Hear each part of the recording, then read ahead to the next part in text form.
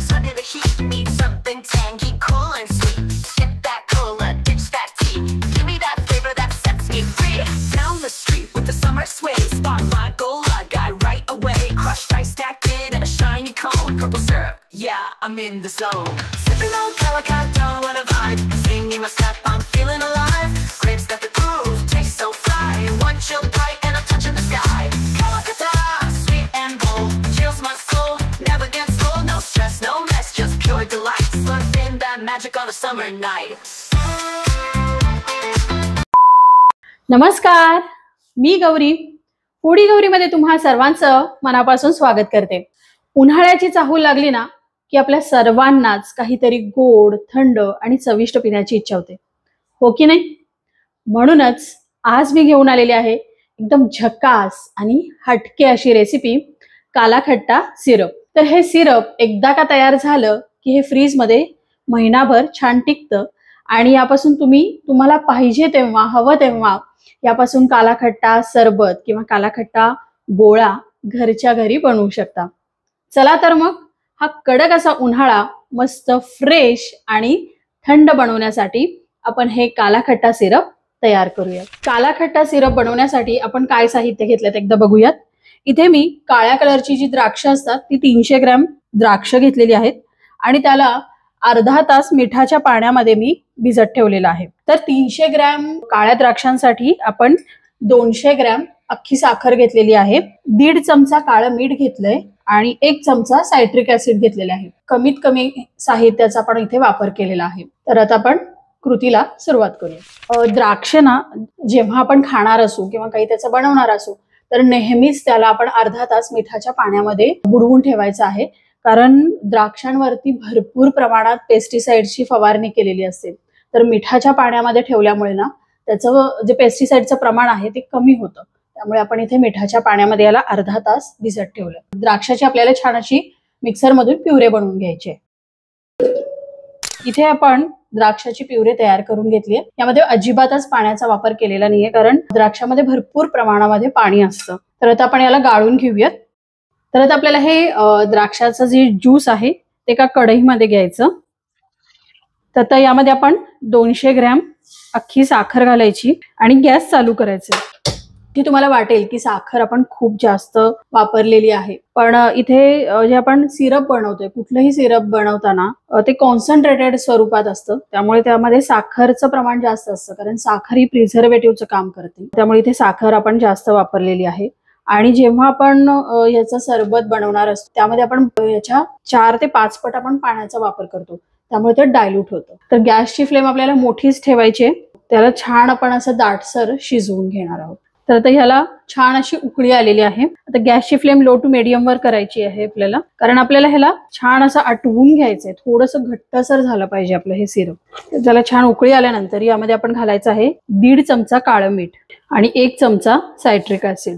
इथे citric acid आपल्याला कुठल्याही किराणा मालाच्या वगैरे दुकानात इझिली आपल्याला अवेलेबल होतं. तर किंवा तुम्हाला सायट्रिक ऍसिडचा वापर करायचा नसेल तर तुम्ही मोठा अख्खा एक लिंबू असतो त्याचा रस काढून सुद्धा यामध्ये त्याचा वापर करू शकतो. मघाशी मी साहित्यामध्ये जिरे पावडर सांगायला विसरले होते. इथे मी 1 चमचा जिरे पावडरचा सुद्धा वापर केलेला आहे, त्यामुळे याला मस्त अशी चव येते.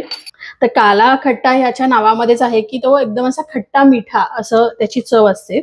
आणि तुम्ही बघू शकता याचा रंग सुद्धा अगदी मस्त छान अगदी आलेला आहे. अगदी 15 ते 20 मिनिटांमध्ये हे सिरप आपलं तयार होतं, कारण फक्त आपल्याला याला 10 मिनिटं हे असंच गॅसवरती आटवून घ्यायचं आहे. आणि याला छान थंड करून आपण याला एखाद्या काचेच्या बाटलीमध्ये स्टोअर करू शकतो. अगदी 10 मिनिटांमध्ये हे सिरप आहे हे घट्ट व्हायला लागलेलं आहे, चांगलं घट्ट झालंय. तुम्ही मगाशी जी कन्सिस्टन्सी बघितली असेल आणि त्यानंतर ही सिरप छान घट्ट झालंय आणि थंड झाल्यानंतर हे अजून घट्ट होतं. त्यामुळे फक्त 10 मिनिटं आपण ह्याला लो फ्लेम वरती छान आटवून घेतलंय. तर आता आपण गॅसची फ्लेम बंद करूया.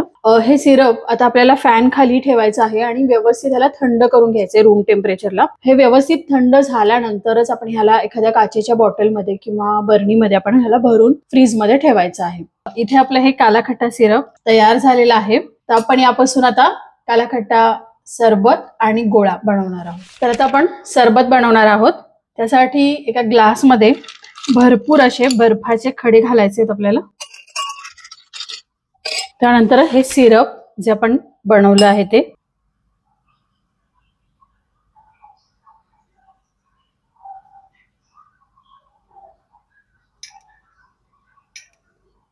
अर्धा ग्लास थंड पाणी घालायचंय. एकदा याला मिक्स करून घ्यायचंय. इथे मी सोड्याचा वापर केलेला आहे. जो बाजारामध्ये अशी सोड्याची जी बॉटल मिळते त्याचा वापर केलाय. त्यामुळे काला खट्टा सोडा इथे तयार होतोय. तुम्हाला फक्त सरबत हवा असेल तर तुम्ही फक्त थंड पाणी आणि बर्फ याचा वापर करू शकता.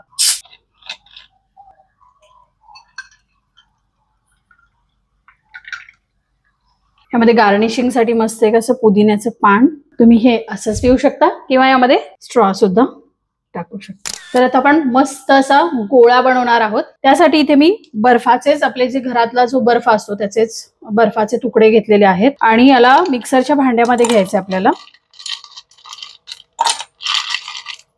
मिक्सरचं भांडं आपल्याला अर्धच आपण यामध्ये भरायचं आहे बर्फानी. आणि इकडे बाजूला मी 2 छोटे ग्लास आणि त्याच्यामध्ये 2 आईस्क्रीमच्या ज्या काड्या मिळतात त्या घेतलेल्या आहेत. ही तयारी आपल्याला पहिल्यांदा इथे करून ठेवायची आहे. आता मिक्सर आपल्याला पल्स मोड वरती हळूहळू फिरवून घ्यायचा आहे. तर इथे आपण असा हा बर्फ मिक्सर मधून पल्स मोड वरती फिरवून घेतलेला आहे. तर आता पटकन आपल्याला ही कृती बनवायची आहे. बर्फ चमच्याने एकत्र केला आणि शक्यतो ना हातानेच आपण यामध्ये बर्फ घालायचा आहे आणि मध्ये ही काठी ठेवायची आहे.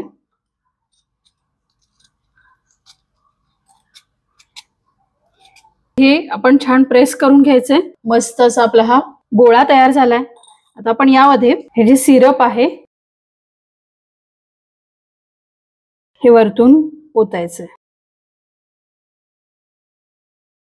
थोडं बाहेर घेऊया. इथे आपला हा मस्त असा गोळा तयार झालाय. मस्त